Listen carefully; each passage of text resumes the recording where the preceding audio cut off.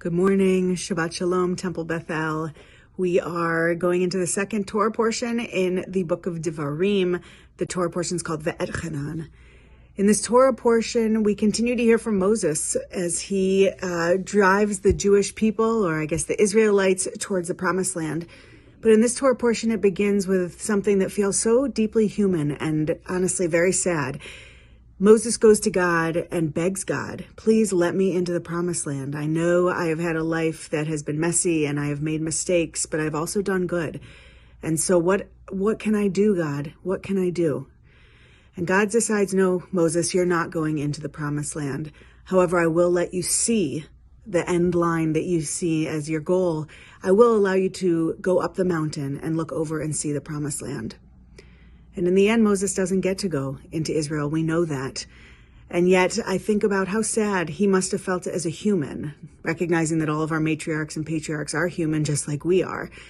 And I thought, how many times in our lives, in my life, have I wanted something so badly? I've prayed about it. I have set up my resources to get me towards that. I have thought I've done all of the right things, and yet that door doesn't open, that window doesn't allow me, that journey doesn't take me to the end point that I thought that I deserved, that I should have, that I so desperately thought I was going to achieve.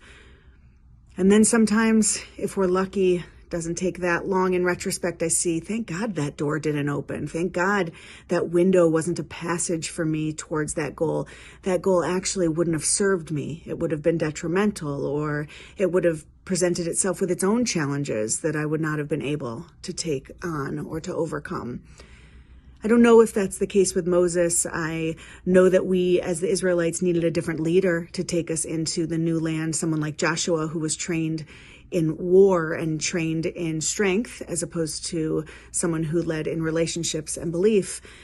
But there's so many times in our lives where we truly want something so badly, where we turn to God like we were taught as kids, to this man figure with sandals sitting on a cloud, and we pray, bring me a pony. I promise I won't lie. Let me get an A on this test. I promise I won't do something poor. The fact is that isn't how God works, and it takes us a long time to adult our understandings of God. And I fear that some of us still think that if we do the right things long enough, hard enough, with the best of intentions, that we will get what we're asking for. This Shabbat, I hope that all of us can find some comfort in knowing that God knows more than we know, and that sometimes the most horrific things happen, not for a reason, as I so often hear, but because in the bigger picture, it's the wrong direction for us, or it may not be the ideas that God had put forth for us. Doesn't mean that it's any easier to accept, or that we should say that we're full of gratitude that certain things don't happen that we wanted. But maybe it does allow us some comfort on this Shabbat Nachamu, Shabbat of comfort, to know that hopefully God has the better plan in store for us. So yeah, bad things happen to good people all the time. And I'm sure if you're watching this, you can think of 10 handfuls of times where that's happened.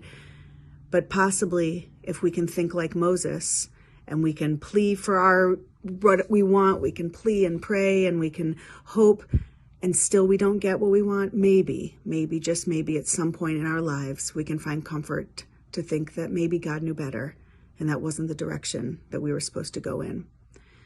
This Shabbat of comfort, the Shabbat Nachamu, the Shabbat of one of the last of the summer, the Shabbat, as we enter into the book of Deuteronomy and we approach the month of Elul, the month of contemplation, let us all take a second to pause and think of those moments in our lives that haven't gone the way that we really had wanted them to go. And let us choose how we respond, choose how we react, and remind ourselves that hopefully God has the bigger picture in mind for us. Shabbat Shalom.